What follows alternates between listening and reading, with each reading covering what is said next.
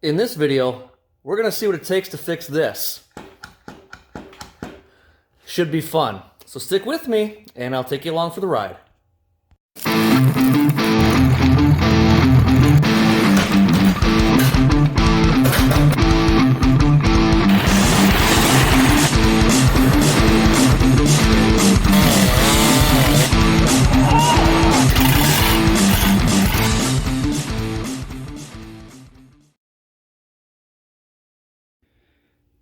All right, so what we have here is a 403 Oldsmobile engine, as you can see here, 403 on the stamped on the block, out of my 1977 Baja Jet Boat.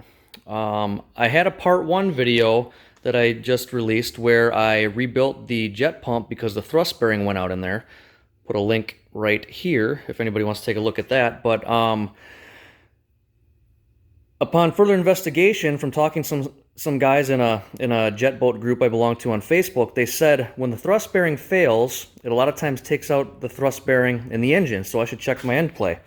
Well, got quite a bit of end play there. In my previous video, I measured it, and I'm at about 95 thousandths. So we're supposed to be somewhere in the neighborhood of 8 thousandths, so I'll get the exact spec. But so that means this thing has to come apart. So I'm going to go ahead and see what the damage is. So I'm going to start by taking off the starter and the oil pan, and then we can see what things look like in there. So stay tuned, I'll get that stuff unbolted. Alright, we've got our starter off and our pan. First glance, I didn't really see anything too dramatic in here. I mean, you can see, you know, the center here is where the thrust bearing is, and you can see there is some left on this side, but this side is pretty much gone. So I started to go ahead and take off the oil pump, and then I noticed on the oil pump there's chunks. You can see down inside there's more chunks. And this was laying in there, so I'm assuming that's part of that thrust bearing that got just destroyed.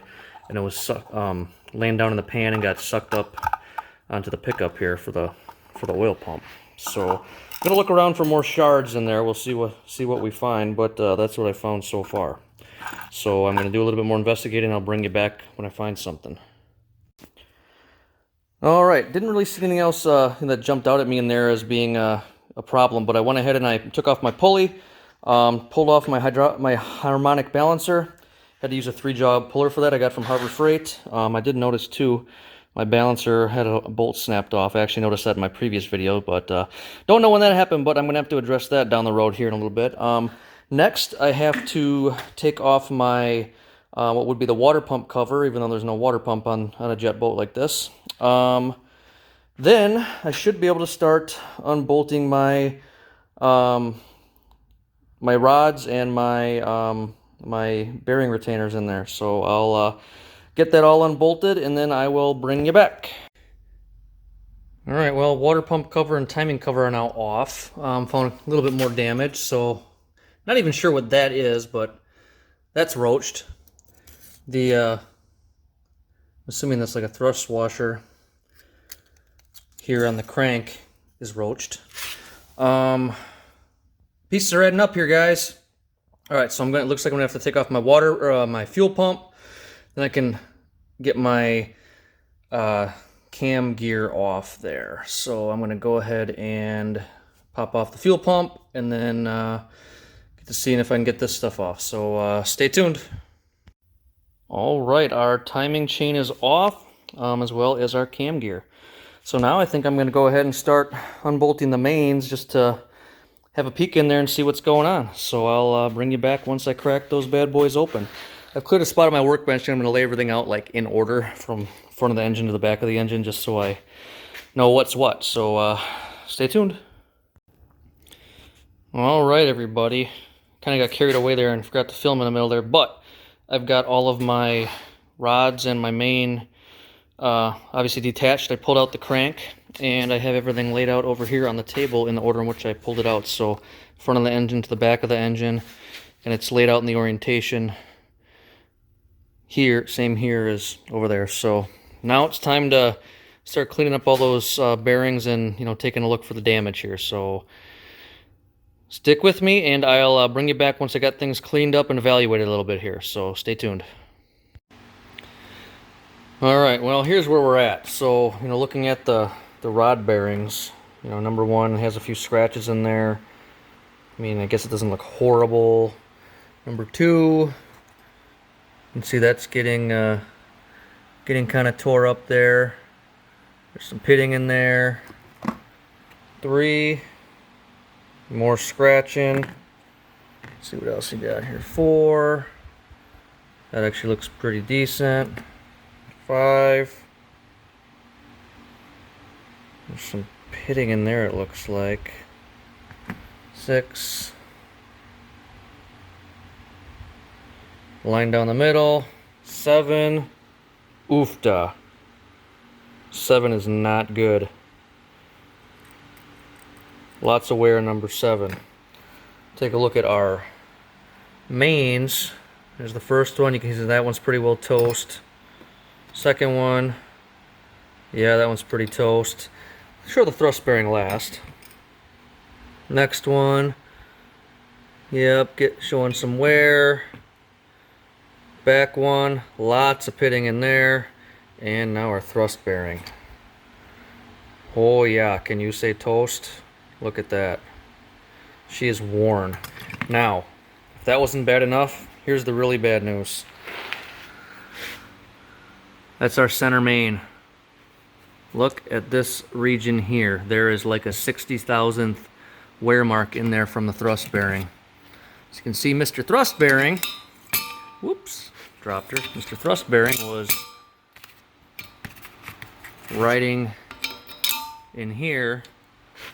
Look at that. It wore itself like almost flush with the wall there. And here, remember I said I had 95 thousandths end play? Well, there it is. So we're not in a good situation. So looking at the thrust bearing, or the main bearings, you can see we're at 10 thou under already. And we're also at, get her the right way here, 10 thou under on our rod bearings too. So this crank has been turned down before. So now I need to make a decision. Do I want to see if I can get this fixed, or do I want to go ahead and just get a new crank? Not really sure. While I'm pondering on that, I'm going to go ahead and try to take measurements of all the journals here to see where we're at, you know, size-wise, and then try to compare it to our rod bearings and our main bearings when I have those torqued down. So I'm going to go ahead and take some measurements and write them down, and we'll see where we're at. All right, well, I took my readings, wrote everything down here across the way here for my main journals and my rod journals there. I just used my caliper here, opened her up, you know, right across the journals there. Kind of went around the journal, took like an average score. Nothing really seemed like it was too out of round, so wasn't really too worried about that. But yeah, took an average score, wrote everything down, compared it to my book here, and it did indicate that, yeah, this has been turned down about 10 thousandths. So we got that. Oh, I didn't show you this. So I actually purchased a book. It's for a 1970 through 71 Pontiac Firebird, which actually covers the 403 olds, because that was an option in the Trans Am and possibly some other models there too. But I've got all my size specifications here, so that's what I used to compare it to. So it's actually going to be kind of pointless to put my mains back in and torque them down and take a measurement, because I know they're shot. I already know my crank is 10 thou under, so, and I know my rod bearings aren't in the greatest condition here either. So I have to weigh my options. Like I said, I either have to get this crank fixed, see if they can repair this, and it's up in the air whether some of the scratches in here are too deep to actually, you know, keep using this or not. So I might have to get crank ground down all the way around. Might have to get a new crank. I'm not sure. So I'm going to talk to a few more people, see what my options are, weigh it out, and I'll bring you back with my decision. And, you know, I guess it's not off the table too to completely scrap this 403 and look into buying a 455 big block to, you know, try to get some more power out of this thing too. So, well, stay tuned. I'll bring you back once I figure out what I'm going to do. All right, well, the verdict is in.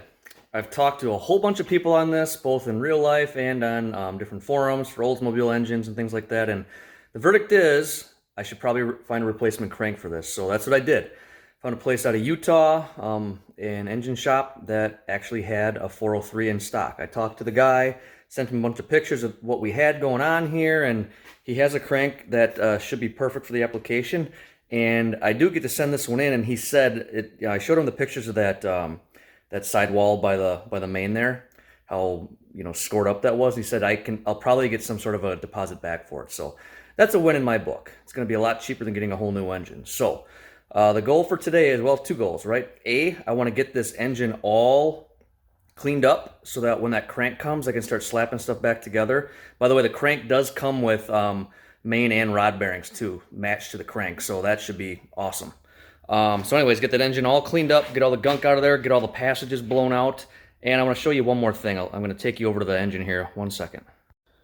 So you see all that black soot pushing out here? Well, I've been fighting exhaust leaks on this thing forever, since I got it. Talking to my dad and my uncles who owned it before me, they said, yeah, they've been fighting it as long as they've had it too. So I'm gonna take you out to the boat and actually show you what the deal is and what I'm gonna do to fix it. So give me a few minutes and I'll take it out there. But yeah, this thing would it would run like crap. So because you saw the engine compartment was all enclosed, well, it had this exhaust leak, and you'd be idling along, going through a channel, you try to give it the beans coming out, and it would just cough and spit and trip on itself and choke on itself, running like crap. So I found out, yeah, we have an exhaust leak. You open up that hatch and you just smell the exhaust. So I've tried fighting it in several ways by getting thicker exhaust manifold gaskets, put double gaskets on there, put gaskets that are supposed to be for things that don't seal properly, and it just wasn't working. It was a losing battle. So I'll show you what that looks like, and I'll show you what we did to fix it. So give me a moment here. All right, so we're outside in the boat. Pardon the noise, there might be traffic going by, but take a look at that manifold. I mean, first of all, look at that shape there. Now that doesn't look like the shape of the gasket or anything. Here's what the gasket looks like, right? That's supposed to be rectangular. That ain't rectangle no more. Also, check this out here too.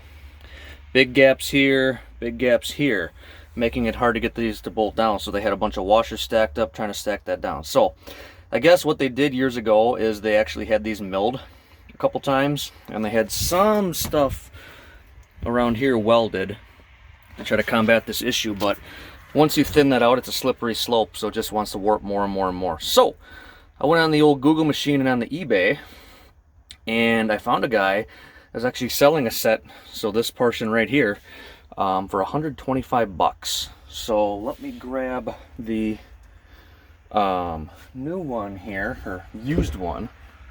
I'll show you the difference. So first of all, look at the shape there. Here, let me see if I can prop that up. It's hard to do with one hand, but we'll make do. There. Look at that shape. See, these are perfectly rectangular. Those are not. Look at the mounting area between the flanges there, right? A lot more meat there. Now, let's see if I can show you this. Look at the flange thickness there, all the way across. Now look at the new one. Right, this is like maybe 3/8 of an inch. This is easily a 1/2 inch or more, probably more like 5/8. So these have a lot more meat to them. So I'm going to go ahead and get these swapped out. All I have to do is unbolt these 4 bolts here, and then I've got my water cooling hardware that I gotta put in, take from the old ones, put in the new ones. So I'm going to go ahead and give that a try, and I'll bring you back once I got these things all set and ready to go. So I went ahead and I sprayed my my studs in there on the boat with some PB Blaster to try to get those loosened up, because those are steel studs in there, so there's a little bit of rust. Meanwhile, I took my manifolds here and I sprayed them down with just some dollar store oven cleaner. You want the heavy duty stuff, like with the fumes, and it works really good for taking dirt and grime off of stuff. I learned this from my some of my tractor buddies. When I'm working on antique tractors and you're trying to clean one up to get it painted. Hit that stuff with that oven cleaner, and it takes off all the grease and dirt and grime, and it even removes paint, so be careful that way. But I'm gonna hit these manifolds with the oven cleaner, let her soak a while I'm taking off my other manifolds there, so stay tuned. Alright, I want to show you guys a nifty little tool that I've been using. I saw some other YouTube guys using this, but it's called a super scraper for scraping gaskets here. So I've already hit this with a wire wheel, which you can kind of see from the scratches, but you can see there's stuff left over. So this thing has a carbide tip, and look at how easily I'm barely pressing and it's removing material there. So I've used this a few times now since I've got it. I highly recommend it, but just like look at how much more grime it removes than that wire wheel, and a lot more quickly too. So I'm going to go ahead and do the whole mating surface here of my manifold, and I'll show you once it's done. But yeah, this has been a really nifty little tool. There we go. All that old gasket material is gone. Again, super scraper. You do have to be careful on these since they're aluminum, because it does remove actual material, this being carbide. But works really good for getting off that gasket material. All right, so we're just about ready to get these manifolds back in the boat. So we're going to go ahead and get set up to do that. Actually, before we put these on the boat, since I have everything off right now, I want to give you a chance to see what I've been dealing with here. So here's the new brand used manifold, right? I've got it sitting on a wood surface, so it's not the most flat itself, but you can see we are relatively flat there, right? I actually have a flashlight sitting behind this one right here, but you can't see daylight through it. Now,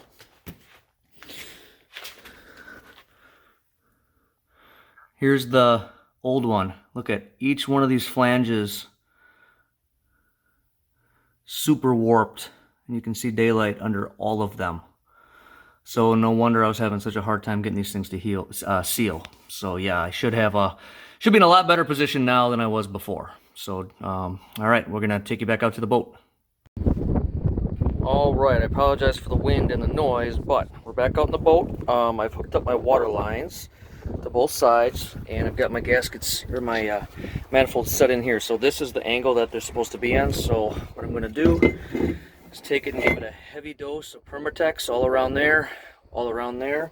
I actually chose to use the red high temp gasket maker. So there was black on there. I'm going to use red. So hopefully that works, you know, since this gets a bit of heat. But that's what we're going to do. So I'm going to slop that up and then bolt these back on, and I'll show you once I'm done. All right. Well, we've got both of our manifolds installed in there. That went together pretty good. Got some good coating of RTV in there, as you can see. Got all my water lines hooked up. So I'm going to go ahead and let that RTV dry. Then I'm going to go ahead and clear off the excess so it, you know, doesn't look so bad. So, well, now it's time to go in there and do some engine work. So I'll bring you back inside. All right, so I've actually had the engine sitting upside, or I guess it's right side up like this for a few days now, just to let all the residual oil and whatever else drain out into the catch pan there. So now what I just did is I took my brake clean and I sprayed the snot out of it up there just to try to get all the excess debris out.